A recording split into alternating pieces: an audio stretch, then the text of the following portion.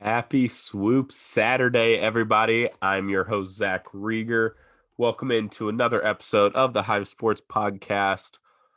Once again, it is absolutely the best day of the week, and it's a little bit better of a weekend with it being Memorial Day weekend. So happy Memorial Day weekend to everyone. Happy Memorial Day. Uh, just everyone out there. It's I don't know about you guys, but a nice long weekend is much needed. It's gonna feel good. We're getting out there. I hope you guys all enjoy your weekend as well. But we still got a little Utes talk for you guys. Hopefully you're listening, out there having a barbecue or something. So hope to, hope to help you guys out a little bit with your Utes fix during this little bit of an off season. I looked into baseball a little bit. Maybe we'll touch on them. They just dropped a game to USC 7-3. Was a shame there. Baseball's not where it needs to be, but they're not last placed in the Pac-12, so always a plus there. Uh, and they're not last, so that's fantastic. Oh, excuse me, but before I truly get into the episode, of course, got to do some social media shout outs.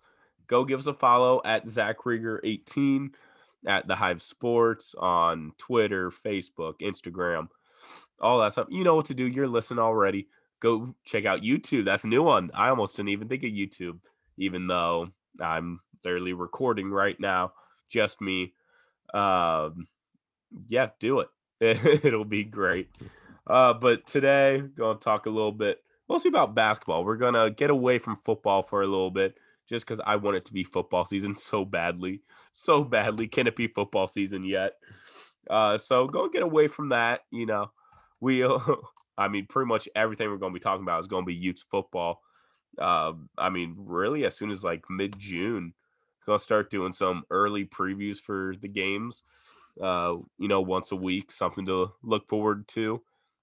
I got to check the calendar again, but I think June 12th is my first one kind of mapping out. It's either the 12th or 19th. I got to check it out because I think I left 1 week because the week before I'm going to talk about that first game again and, kind of some more in depth because, of course, we'll have more info there. So I'll have to double check. I'm looking at my calendar right now. It's going to be exciting. It's going to be fun. Really doing some deep dives. You guys know you've listened to me for, I guess, not quite a year, almost a year, probably 9 months. You've listened to me. You know, football's my thing, but love talking Utes, love talking all sports. So getting away from football, I already, as you can tell, I just talked way too much about football. So go talk some basketball. Got a little bit of a way too early starting five. A lot can happen. Some schedule release. There's some schedule info out there for this next basketball season. Not full schedules are out, but some good info. Then out of all the Utes in the NBA, which are three, uh, Kuzma is the only one that's in the NBA. So just go and talk about him for a little bit, give him a few shout outs. But before we truly do that, those are the kind of the big three things we'll talk about on today's episode. And then I'll let you get back to the barbecue and back to the grill and back to relaxing with this great weather on this long weekend. That is just awesome. The first got to give some shout outs. We always talk about the sports, but gotta give a shout out. It is a student athlete, so student does come first. That typical saying out there. But I saw the spring 2021 academic achievements. Utah did outstanding 3.427 GPA, second highest in department's history. 72 student athletes with a perfect 4.0 and 83% made the honor roll. So, I mean, Utah's been getting it done on the field for sure with football and with basketball and gymnastics and all their sports. They've been getting it done, but they've also been getting it done in the classroom. So for sure, gotta give a shout out to that. That's awesome as well. All right, let's get into some hoops. So my way too early starting five. This is way too early for a few reasons. One it's just way too early. I mean, the season is still months away. And then it's also, I believe Coach Smith said that they still have 3 scholarships left. So they still have some roster spots. I was checking out the roster. Definitely still need to fill some holes. And with the transfer portal being what it is, there's a very good chance that the Utes are not done. So we will, yeah, way too early, but just kind of, it looks interesting. It was kind of tough to kind of round out this Final Four because I could see it going a few different ways. Um, Actually, a lot of different ways. But I'll just kind of say, once again, way too early, but these are always fun. So, starting point guard, David Jenkins Jr., the transfer from UNLV. I think he's a lock to start. It's his last year of eligibility. He's a stud. He was one of the easier ones. Him and one other guy I had mapped in right away. I'll actually just go to him. I was gonna go down the order, but we'll just go. Brendan Carlson. I've been a huge Brendan Carlson guy this entire season. Uh, Still has a lot to work on, but a tall, lanky guy that can play defense and get some blocks, but also just pull up from the mid range and from 3 and hit some shots. That's huge if you can really channel that and really make it your own and make it what you want. So Brendan Carlson, him and David Jenkins were boom, boom. That was easy. Then it got a little interesting.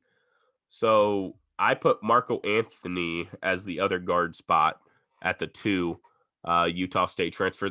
I was thinking Raleigh Worcester for a sec. He's younger, um, but that's ultimately the reason why I chose Marco Anthony because I think one of those Utah State guys is going to start uh, at least the first game, just with Craig Smith, and because we have multiple of them now. So I believe it'll be Marco Anthony. He played a little bit more last year, and he's older, and so I think Riley Worcester he'll be a starter more than likely the year after, not this year. He's going to play a huge role off the bench. Yeah, huge role off the bench. I'm excited to see him play. Then forward, I put Riley Batten. He's one of the few returning Utes. Him and Brendan Carlson. So he was the third guy. I was like, oh yeah, I gotta throw him in at forward.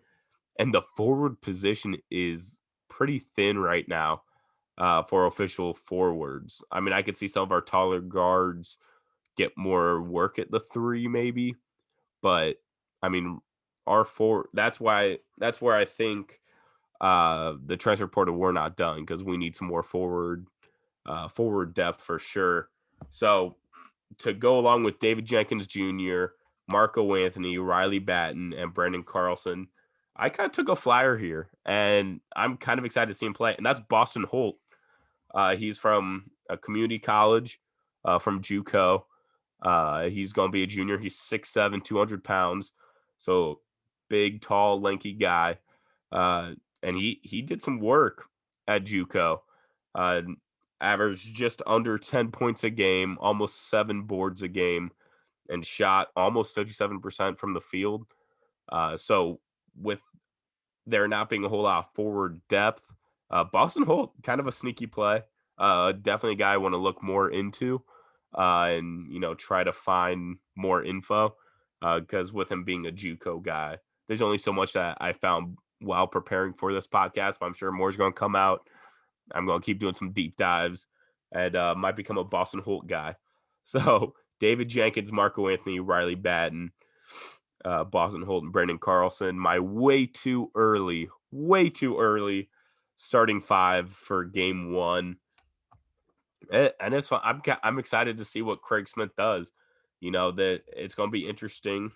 But I mean, he's a competitor. So you can't rule it out. Like they're going to be competing in games that they probably shouldn't realistically be competing in. So it'll be very exciting to see that. Let's get to the schedule. The schedule came out, kind of some early info. Earlier this week, the Pac-12 put some stuff out there. 2021 and 2022 men's basketball early conference games. Everything about this episode is just early. That's the theme of the episode. Early. maybe I'll get out of here early so you guys can enjoy your Memorial Day weekend. But nice early conference games.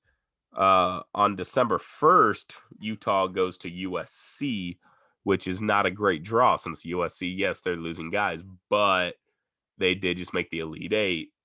And yeah, their coaching staff is very, very good, very strong, and they're gonna for sure be tough, especially early on when Utah's still trying to figure stuff out. And then December 5th, our other early Pac 12 game.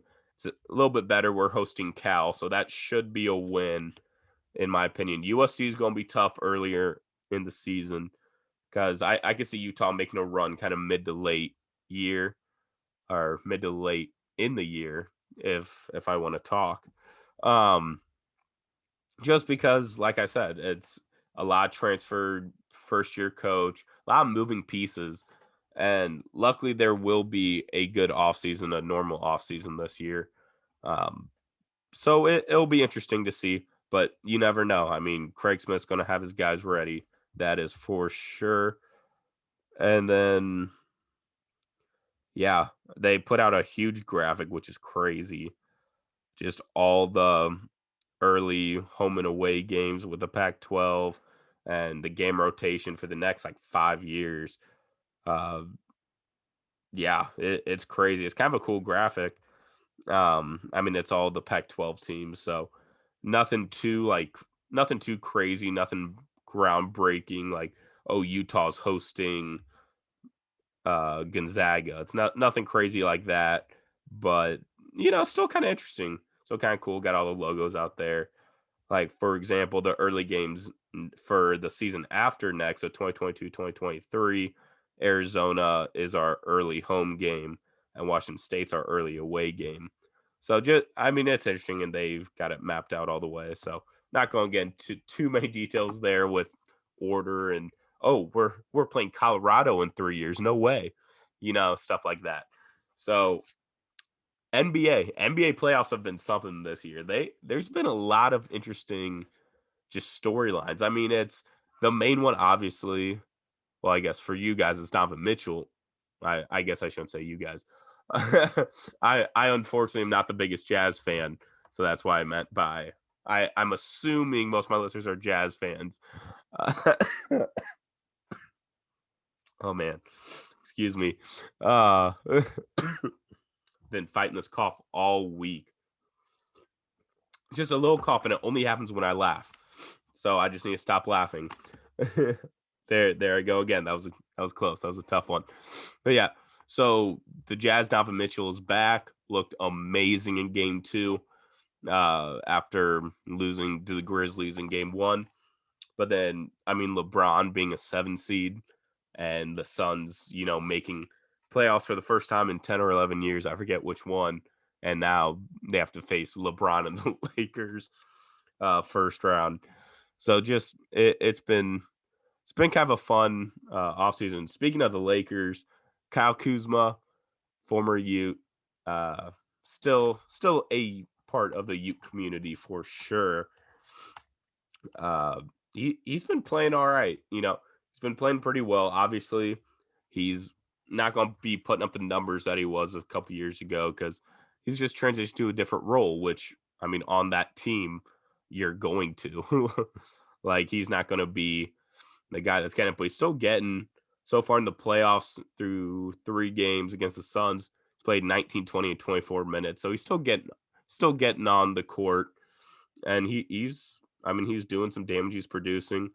He put up 8 points in game 3, which was a big win. 10 boards, which was huge. He's getting a lot of those, lot of rebounds, a lot of hustle stats. Just I saw an article. He's a big energy guy, big energy hustle guy, which you need that when you have LeBrons and all the superstars that aren't always going to hustle. So you need guys like Kuzma, who's going to be a smart guy, capable, and knock out some shots when he has to. So game 3 was definitely his best game. He only had 8 points. He had 0 first game, 2 the second game, 8 the third game. 2 for 8 from three, but 10 boards, 3 assists. I think he blocked game 2. But yeah, so he's still doing some damage for sure. Very fun to watch, very exciting to watch, and I'm hoping some of these guys in this projected way too early starting five is some of them we'll see them in the NBA in a couple years or so.